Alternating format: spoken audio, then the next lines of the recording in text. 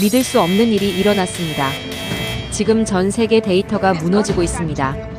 벚꽃하면 일본이던 시대, 단 한 번도 흔들리지 않았던 1위가 2026년 봄 완전히 뒤집혔습니다. 항공권, 소비, SNS 모든 흐름이 단 하나의 도시를 가리키고 있습니다. 바로 대한민국 서울. 하지만 한 사람은 이 모든 걸 부정했습니다. 이건 조작이다. AI로 세계 관광을 분석해온 34세 여성 전문가. 그녀는 한국을 무너뜨리기 위해 직접 서울로 향합니다. 그리고 도착한 순간 그녀의 데이터는 완전히 붕괴되기 시작합니다. 이건 단순한 벚꽃 이야기가 아닙니다. 한 나라의 시스템이 세계를 뒤집은 순간입니다. 구독과 좋아요를 눌러주시면 영상 제작에 큰 힘이 됩니다. 한국이 최고라고 생각하신다면 댓글에 한국 최고 남겨주세요. 지금 어디서 듣고 계신지도 함께 남겨주세요. 그 숫자를 처음 봤을 때 저는 웃었습니다. 진짜로 웃었어요. 회의실 전체가 조용한 상황에서 혼자 피식 웃었는데 옆에 있던 마르코가 저를 이상하게 쳐다봤죠. 웃을 일이 아니었는데도 웃음이 나왔습니다. 왜냐하면 그 숫자가 너무 말이 안 됐거든요. 모니터에 떠 있는 건 단순한 보고서였습니다. 2026년 봄 시즌 글로벌 벚꽃 관광 순위, 그 첫 번째 줄이었어요. 저는 그 회사에서 13년을 일했습니다.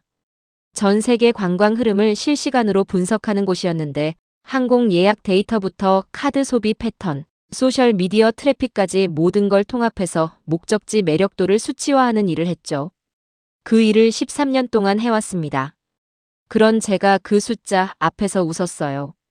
2026년 벚꽃 관광 세계 1위. 서울. 저는 37살에 이 일을 시작했고 지금은 52입니다. 이 분야에서 25년 가까이 일하면서 단 한 번도 그 자리에 서울이 올라온 걸 본 적이 없었어요. 단 한 번도요. 그 자리는 항상 교토였습니다. 100년 동안이나 그랬죠. 아니, 어쩌면 더 오래됐을 거예요. 제가 이 업계에 들어오기 한참 전부터 벚꽃의 본향은 일본이었습니다. 그건 업계 상식이 아니라 세계 상식이었어요. 그런데 서울이 1위라고요?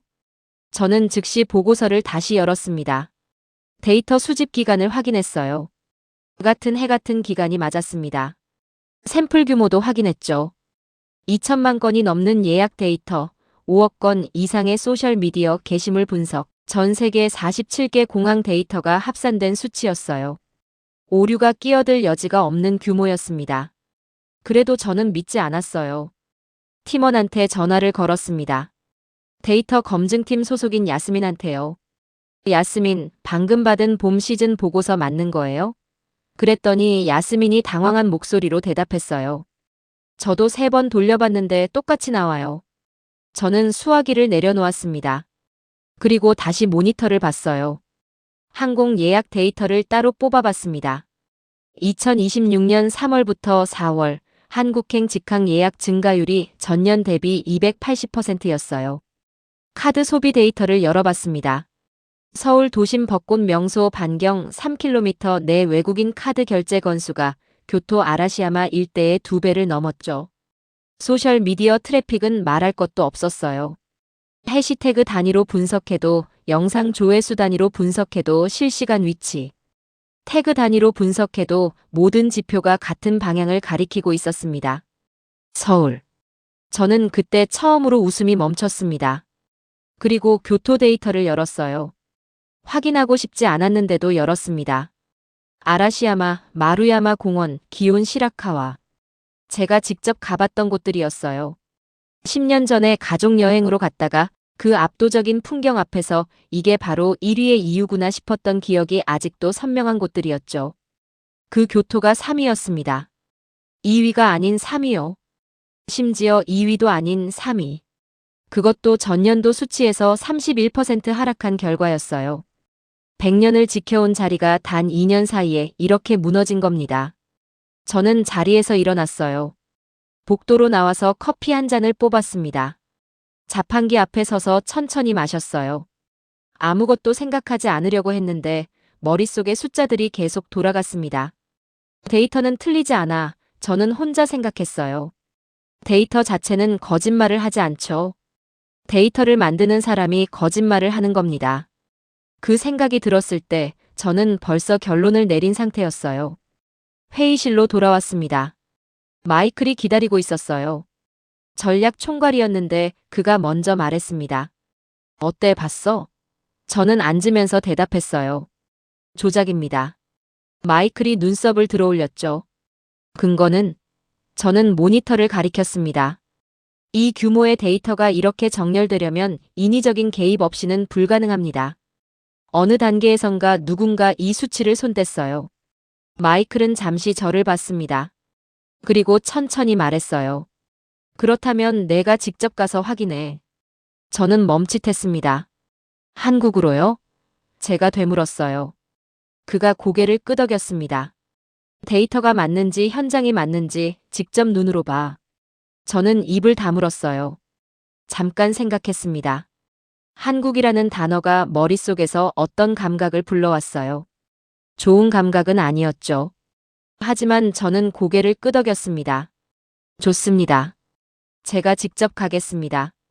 그리고 이 데이터가 틀렸다는 걸 증명해 오겠습니다. 그날 저는 항공권을 예약했어요. 서울 인천 도착편으로요. 짐을 싸면서도 비행기에 오르면서도 저는 확신하고 있었습니다. 데이터는 누군가 손댄 것이고 현장에 가면 그 증거가 나올 거라고. 그 생각은 단단했어요. 흔들리지 않았습니다. 당시엔 그랬습니다. 비행기 안에서 잠을 이루지 못했습니다. 12시간 비행이었는데 눈을 감으면 같은 장면이 반복됐어요. 5년 전 일이었습니다. 지금도 선명하게 기억납니다. 그날 회의실 냄새까지요. 그때 저는 한국의 스타트업과 공동 프로젝트를 진행하고 있었어요. 관광 수요를 예측하는 인공지능 모델을 함께 개발하는 프로젝트였습니다.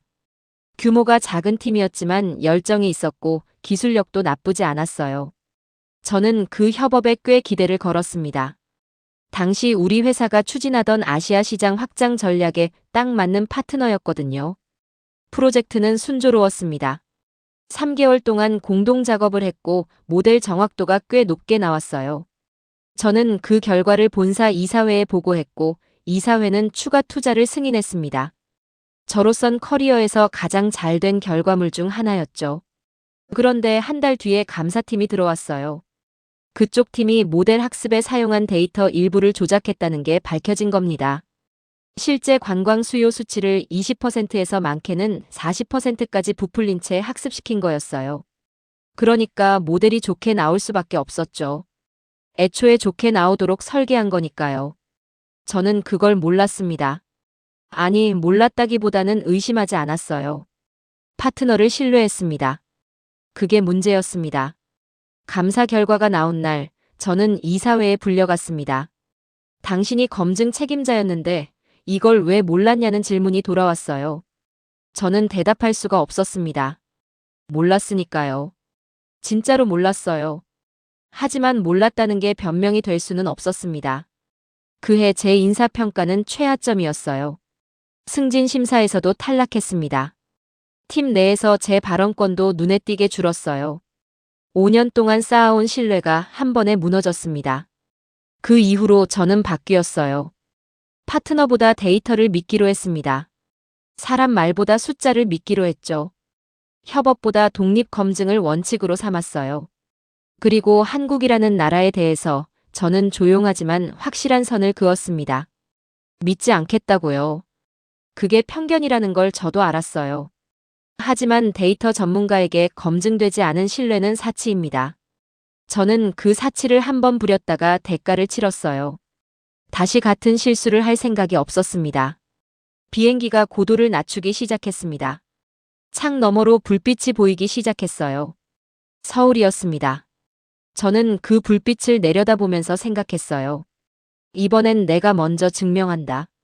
그쪽이 거짓말을 했다는 걸 내가 직접 가서 데이터로 뒤집어 놓겠다고요. 그건 분노가 아니었습니다.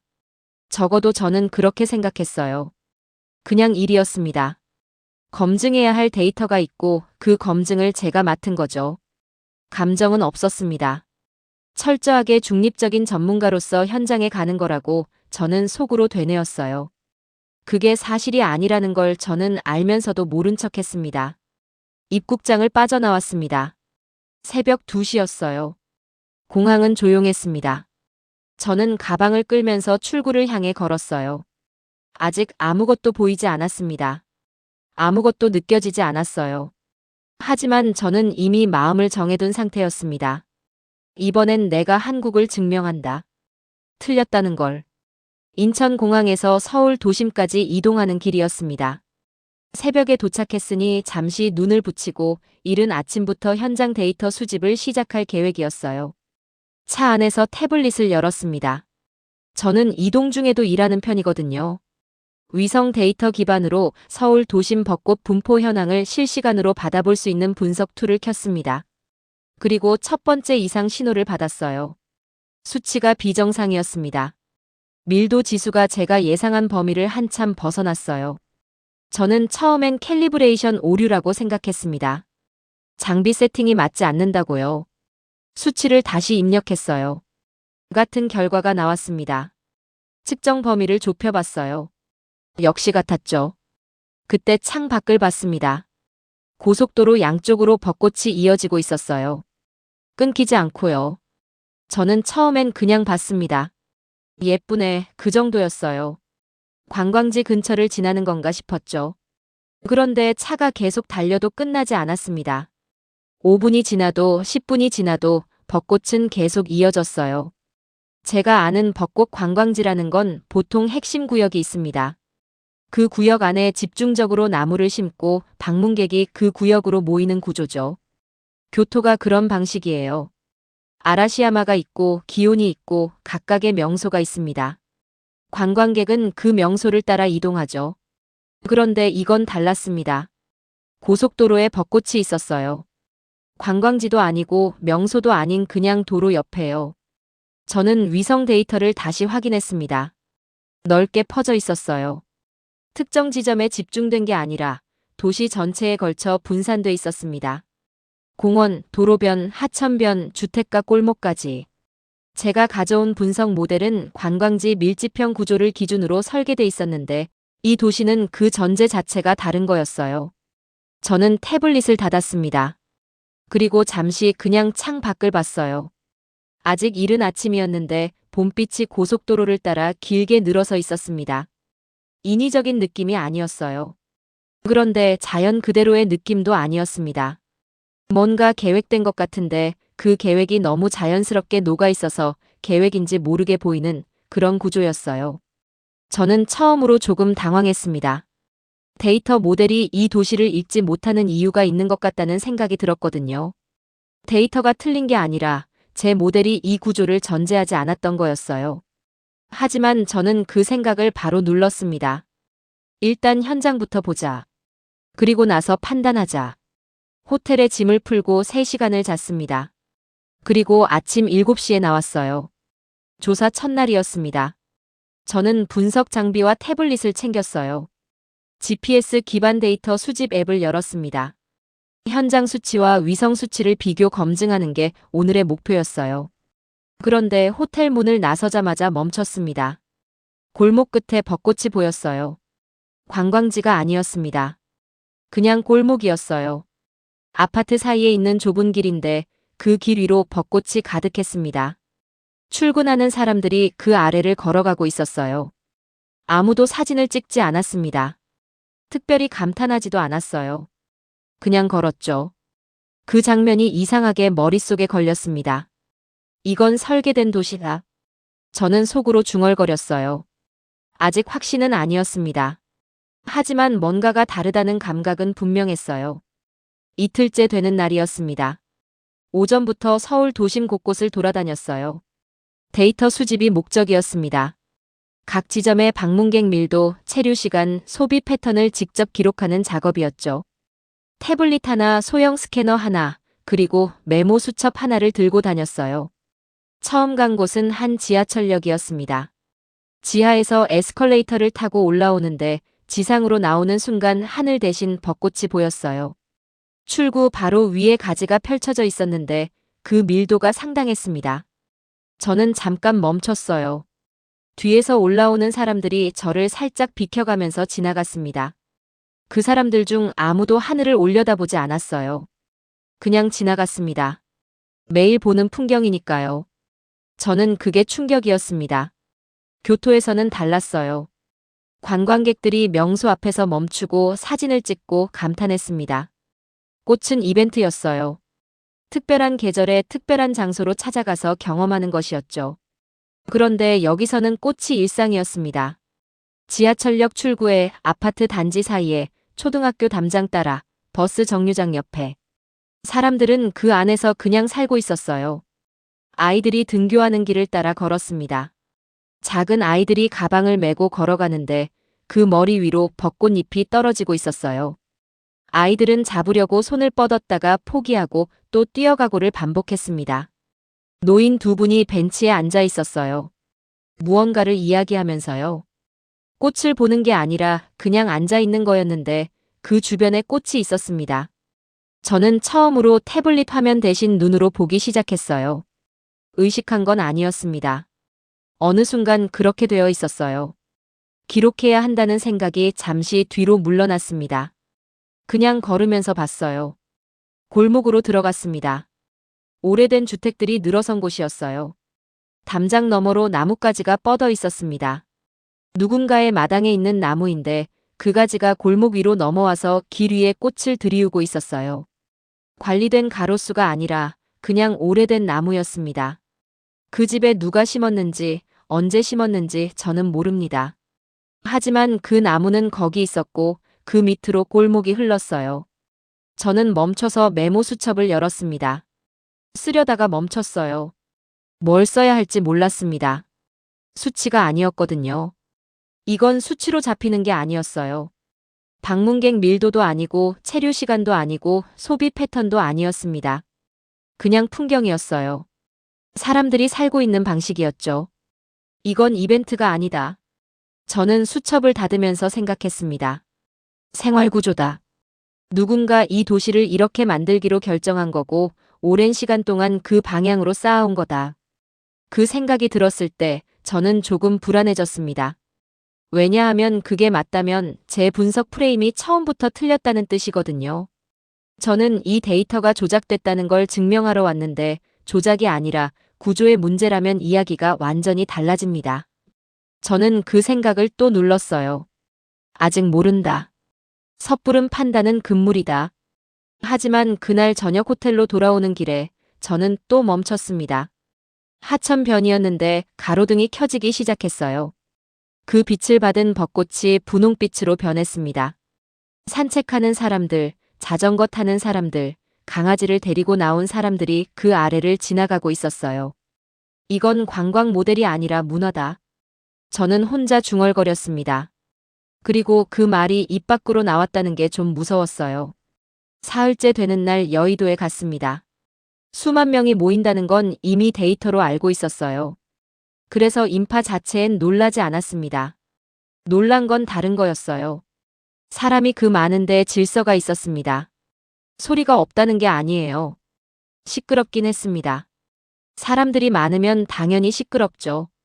그런데 혼란이 없었어요. 밀치는 사람이 없었습니다. 지정된 구역을 벗어나는 사람도 없었고 쓰레기를 버리는 사람도 없었어요. 수만 명이 모인 공간인데 바닥이 깨끗했습니다. 저는 그게 신기했어요. 유럽의 대형 축제 현장을 여러 번 가봤습니다. 사람이 많으면 보통 어느 정도는 엉망이에요. 그게 당연한 거거든요. 사람이 많으면 관리가 어렵고 관리가 어려우면 혼란이 생깁니다. 그런데 여기는 달랐어요. 돗자리가 가지런했습니다. 각 그룹이 자기 자리를 분명히 알고 있었어요. 넘어가지 않았습니다. 좁은 통로는 유지됐고 사람들은 그 통로로만 이동했어요. 누가 강제한 게 아니었는데 다들 그 규칙을 따르고 있었습니다. 저는 데이터를 입력하다가 손을 멈췄어요. 그때 옆에서 소리가 들렸습니다. 오토바이 엔진 소리였어요. 배달 오토바이였는데 사람들 사이를 지나오는 게 아니라 외곽 통로를 따라 정확히 이동해 왔습니다. 그리고 어느 돗자리 앞에서 멈췄어요. 배달이었습니다. 저는 눈을 크게 떴습니다. 이 인파 속으로 음식 배달이 온 거예요. 주문한 사람이 손을 들었어요. 라이더가 음식을 건넸습니다. 단 몇 초 만에 거래가 끝났어요. 라이더는 왔던 길로 다시 나갔습니다. 저는 그 장면이 믿기지 않았어요. 수만 명이 모인 야외 행사장에 실시간으로 배달 주문이 들어오고 위치 기반으로 라이더가 이동하고 정확한 지점에 음식이 도착하는 거예요. 저는 즉시 앱을 찾아봤습니다. 실제로 있었어요. 좌석 번호가 아니라 현재 위치 좌표를 입력하는 방식이었는데 실시간 개화 밀도 데이터까지 연동돼 있었습니다. 현재 어느 구역 곳이 가장 만개했는지, 인파가 어디에 집중돼 있는지, 이동 동선이 어떻게 되는지까지 앱 하나에 다 들어가 있었어요. 저는 그걸 보면서 잠시 말문이 막혔습니다. 그때 옆에 남자가 앉았어요. 저보다 조금 어려 보이는 한국 남자였습니다. 저랑 비슷한 장비를 들고 있었어요. 태블릿이랑 노트북이었는데 화면에 지도와 데이터가 가득했습니다. 저랑 비슷한 일을 하는 사람이구나 싶었어요. 말을 걸었습니다. 이 앱 누가 만든 거예요? 그랬더니 그 남자가 웃으면서 대답했어요. 저요. 저는 놀랐습니다. 이분이 직접 만드셨어요? 그가 고개를 끄덕였어요. 그 남자가 김도윤 씨였습니다. 스마트 도시 플랫폼 개발자라고 했어요. 저는 몇 가지를 물었습니다. 이 시스템을 만든 이유가 뭐냐고요? 그가 잠시 생각하다가 대답했어요. 사람들이 편하게 쉬게 하고 싶었습니다. 그게 다예요. 저는 그 대답이 조금 의아했습니다. 기술 자랑이 아니었거든요. 저라면 정확도나 처리 속도나 이런 걸 먼저 말했을 것 같은데 이 사람은 편하게 쉬게 하고 싶었다고 했어요. 제가 다시 물었습니다. 이 시스템을 운영하는데 얼마나 걸렸어요? 그가 대답했어요. 몇 년 됐죠. 그냥 쓰다 보니까 이렇게 됐어요. 저는 또 물었습니다. 이런 거 다른 나라에선 왜 안 되는 거예요? 그가 잠깐 웃었어요. 글쎄요. 우리는 같이 쓰는 법을 배웠으니까요. 그 말이 머릿속에서 이상하게 오래 남았습니다. 우리는 자연을 관리하는 게 아닙니다. 같이 사는 겁니다. 저는 데이터 화면을 잠시 내려놓았어요. 그리고 여의도를 다시 봤습니다. 꽃, 사람, 질서, 음식, 기술, 그리고 이 모든 게 아무렇지 않게 돌아가는 하루. 그 안에서 누가 이게 대단하다고 말하는 사람은 없었어요. 그냥 일상이었습니다. 데이터엔 이게 없었습니다. 사람들이 이걸 얼마나 당연하게 여기는지가 수치로는 잡히지 않았어요. 호텔로 돌아왔습니다. 노트북을 열었어요. 보고서를 써야 했습니다. 마이클이 초고를 내일까지 요청했거든요. 저는 커피를 한 잔 내리고 자리에 앉았어요. 첫 문장을 입력했습니다. 서울 벚꽃 관광 데이터는 현장 검증 결과. 멈췄어요. 뭐라고 써야 하죠? 저는 화면을 봤습니다. 현장 검증 결과 조작이 확인됐다고 써야 하는데 그게 안 됐어요. 조작의 증거가 없었거든요. 데이터가 틀렸다는 근거도 없었습니다. 현장은 데이터와 일치했어요. 아니, 더 정확하게 말하면 데이터보다 현장이 더 강력했습니다. 저는 지운 다음 다시 썼어요. 현장 수집 데이터 분석 결과 서울 벚꽃 관광 집객 수치는 또 멈췄어요. 논리가 무너지고 있었습니다. 수치는 맞았어요. 집객 수치가 높게 나온 이유도 설명이 됐습니다. 도시 전체에 분산된 구조, 일상 속에 통합된 자연, 기술로 운영되는 경험 플랫폼. 이게 합산되면 단일 명소보다 훨씬 높은 수치가 나올 수 있었어요. 그러니까 데이터는 맞는데 제가 그걸 해석하는 방식이 틀렸던 겁니다. 저는 화면을 닫았어요. 솔직히 거기서 인정해야 했습니다. 데이터가 맞고 현장이 맞고 제 판단이 틀렸다고요. 그게 맞는 수순이었어요. 하지만 저는 그렇게 할 수가 없었습니다. 5년 전이 떠올랐거든요. 그때도 저는 틀렸어요. 파트너를 믿은 것이 틀렸고 검증을 소홀히 한 게 틀렸습니다.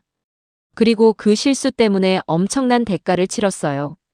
그 이후로 저는 절대 틀리지 않겠다고 다짐했습니다. 특히 한국과 관련된 일에선요. 그런데 또 틀린 겁니까? 저는 한참 앉아 있었어요. 시계가 자정을 넘겼습니다. 그러다가 문득 생각이 났어요. 서울은 특수 사례일 수도 있다. 수도니까요. 수도는 자원이 집중되는 곳이고 정책도 집중됩니다. 서울 하나 잘 됐다고 해서 한국 전체가 그렇다고 볼 수는 없어요. 지방을 봐야 합니다. 저는 지도를 열었어요. 한국에서 벚꽃으로 유명한 지방 도시들을 검색했습니다. 진해, 제주, 경주. 그 중에 진해가 눈에 들어왔어요. 군항제라는 축제가 열리는 곳이었는데 규모가 작은 도시였습니다. 서울 같은 인프라가 없을 게 당연했어요. 지방은 다를 거야. 저는 생각했습니다. 반드시 다를 거야. 저는 기차표를 예약했어요. 다음 날 아침 첫 차였습니다. 그날 밤 잠을 잘 자지 못했어요. 지방이 다르기를 바랐습니다. 솔직히 말하면 거기서라도 제 판단이 맞았다는 게 나와주기를 바랐어요. 그게 얼마나 이상한 바람인지 저도 알았습니다. 하지만 어쩔 수 없었어요. 진해에 도착하자마자 멈췄습니다. 기차역 밖으로 나오는 순간이었어요. 도시가 보이지 않았습니다. 꽃만 보였어요. 과장이 아닙니다. 진짜로 건물 윤곽이 꽃에 가려 있었어요. 이 작은 도시에 36만 그루의 벚나무가 있다는 걸 나중에 알았습니다. 저는 그 숫자를 들었을 때 처음엔 잘못 들은 줄 알았어요. 36만. 작은 항구 도시에 36만 그루요. 거리를 걷기 시작했습니다. 서울과는 달랐어요. 서울이 도시 안에 꽃이 있는 구조라면 진해는 꽃 안에 도시가 있는 구조였습니다. 길을 걸으면 꽃 터널이 생겼어요. 지붕이 꽃이었습니다. 고개를 들면 하늘 대신 꽃이 보였고 바람이 불면 꽃잎이 비처럼 내렸어요. 저는 데이터 수집을 잠시 멈췄어요. 그냥 걸었습니다. 그러다가 한 공원 앞에서 사람들 무리를 봤어요. 외국인들이었습니다. 한국인도 있었지만 눈에 띄게 외국인이 많았어요. 그 중에 배낭을 맨 서양인 남자가 있었는데 그와 눈이 마주쳤습니다. 그가 먼저 말을 걸었어요. 영국 사람이었습니다. 이름이 올리버라고 했어요. 유튜브를 한다고 했는데 카메라를 들고 다니고 있었습니다. 저는 여기 처음 오냐고 물었어요. 그가 웃으면서 대답했습니다. 세 번째예요. 세 번째요? 저는 놀랐습니다. 그가 설명했어요. 저는 벚꽃을 따라다니거든요. 3월 말에 제주에서 시작해서 여기 진해로 오고 다음엔 경주로 갑니다. 한국 전역을 따라가는 거죠. 저는 처음 듣는 개념이었어요. 체리블로썸 체이서라고 부른다고 했습니다. 벚꽃이 남쪽부터 북쪽으로 올라오는 경로를 따라 이동하면서 나라 전체의 개화 시즌을 경험하는 여행 방식이었어요. 그게 하나의 문화가 됐다고 올리버가 말했습니다. 일본은 한 번 보는 여행이에요. 그가 말했어요. 한국은 따라다니는 여행이에요. 저는 그 말이 머릿속에서 쉽게 지워지지 않았습니다. 일본이 단일 명소를 중심으로 관광이 설계된 나라라면 한국은 나라 전체가 이동 경로가 되는 구조였어요. 하나의 도시가 끝나면 다음 도시가 이어집니다. 제주, 진해, 경주, 서울, 춘천. 개화 시기가 다르기 때문에 한국 전역을 따라가면 3주에서 한 달 동안 계속 벚꽃을 볼 수 있는 거예요. 이건 기획이었습니다. 누군가 앉아서 한국 전체를 하나의 플랫폼으로 설계한 게 아닐 수도 있어요. 하지만 결과적으로 그렇게 됐습니다. 자연의 개화 순서, 각 도시의 특성, 이동 인프라, 기술 서비스가 맞물려서 나라 전체가 하나의 거대한 경험 구조가 된 거예요. 그때 소리가 들렸어요.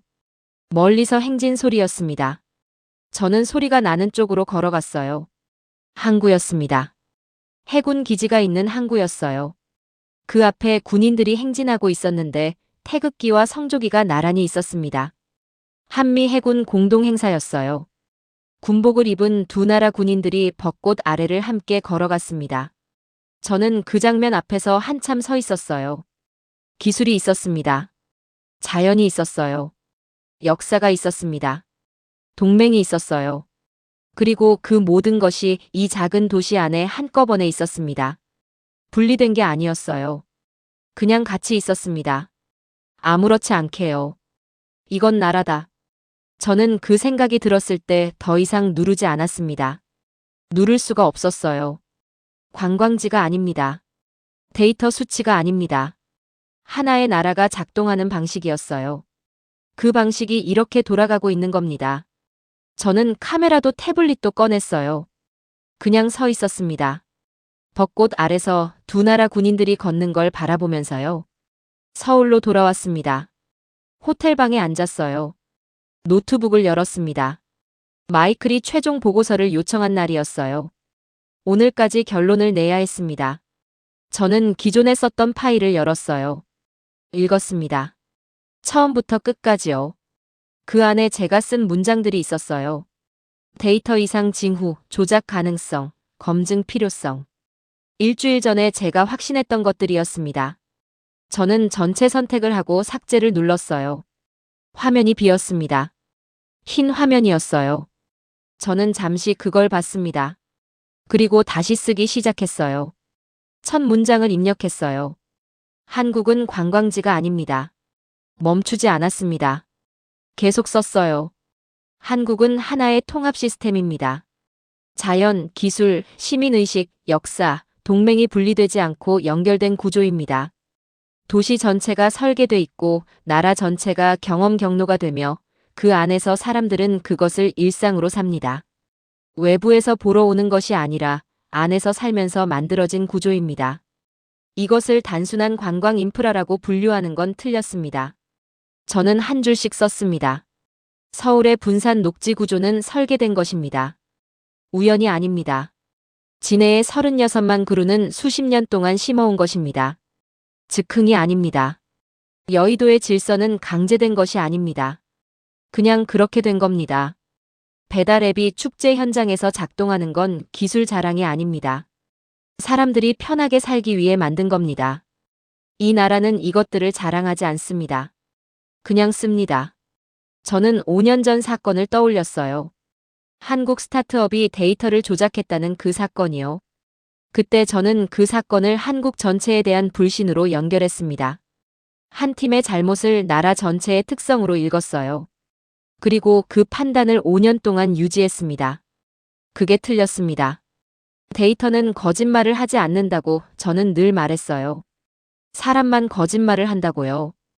그런데 저도 거짓말을 하고 있었습니다. 데이터를 봤지만 그 데이터를 제가 원하는 방향으로 해석하려 했어요. 그게 바로 제가 비난하던 그 행동이었습니다. 손이 잠깐 멈췄습니다. 그리고 마지막 문장을 썼어요. 이건 데이터로 설명할 수 없는 문명이다. 저는 그 문장을 쓰고 한참 화면을 봤어요. 부끄럽지 않았습니다. 사실 이상하게도 후련했어요. 5년 동안 들고 다니던 무언가를 내려놓은 것 같은 느낌이었습니다.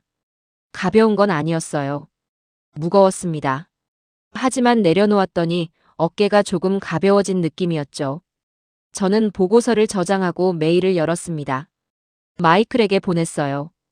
그리고 노트북을 닫고 창가로 갔습니다. 서울 야경이 펼쳐져 있었어요. 저 멀리 강이 보였습니다. 한강이었어요. 밤에도 강은 흐르고 있었습니다. 수천 년을 흘러온 강이죠. 전쟁도 지나고 폐허도 지나고 기적이라 불리는 성장도 지나서 지금도 흐르는 강이었어요. 저는 5년을 낭비했습니다. 아니, 어쩌면 낭비가 아닐 수도 있어요. 이렇게 와서 이렇게 보지 않았다면 저는 평생 그 편견을 쥐고 살았을 거니까요. 틀렸다는 걸 인정하는데 5년이 걸렸지만 그래도 인정했습니다. 그게 지금으로선 할 수 있는 전부예요. 다음 날 아침 저는 김도윤 씨에게 연락했습니다. 차 한잔 하자고요. 그가 웃으면서 알겠다고 했어요. 우리는 여의도 강변 카페에서 만났습니다. 그가 먼저 물었어요. 보고서 어떻게 됐어요? 저는 웃었습니다. 처음부터 다시 썼어요. 그가 고개를 끄덕였어요. 뭐라고 쓰셨어요? 그가 물었습니다. 저는 잠깐 생각했어요. 그리고 대답했습니다. 한국은 관광지가 아니라고요. 문명이라고 썼어요. 그가 웃었습니다. 과하지 않게 조용하게요. 감사합니다. 라고 했어요. 그게 다였습니다. 자랑하지 않았어요. 그냥 감사하다고 했습니다. 저는 그 반응이 오히려 더 마음에 걸렸습니다. 자랑이었으면 이 나라가 이 정도로 아름답지 않았을 거예요. 자랑하지 않기 때문에, 그냥 살면서 만들기 때문에 이게 이렇게 됐을 겁니다. 한강이 창 너머에 있었습니다. 낮에도 강은 흐르고 있었어요. 저는 5년 전에 저에게 할 말이 있었습니다. 틀렸을 때 빨리 인정하라고요. 데이터가 아니라 사람을 보라고요. 그리고 한 팀의 잘못을 한 나라의 특성으로 읽지 말라고요. 하지만 과거는 바꿀 수 없죠. 지금부터 하면 됩니다. 저는 커피를 마셨어요. 강이 흘렀습니다. 이 영상을 보시는 분들께 묻고 싶습니다. 여러분은 어떤 편견을 아직 쥐고 계신가요? 오래 믿어온 것이 틀렸다는 걸 알게 된 순간이 있으셨나요? 댓글로 나눠주세요. 그리고 한국이 자랑스러우셨던 순간이 있다면 그것도 함께 나눠주세요. 좋아요와 구독은 이런 이야기를 계속할 수 있는 힘이 됩니다. 감사합니다.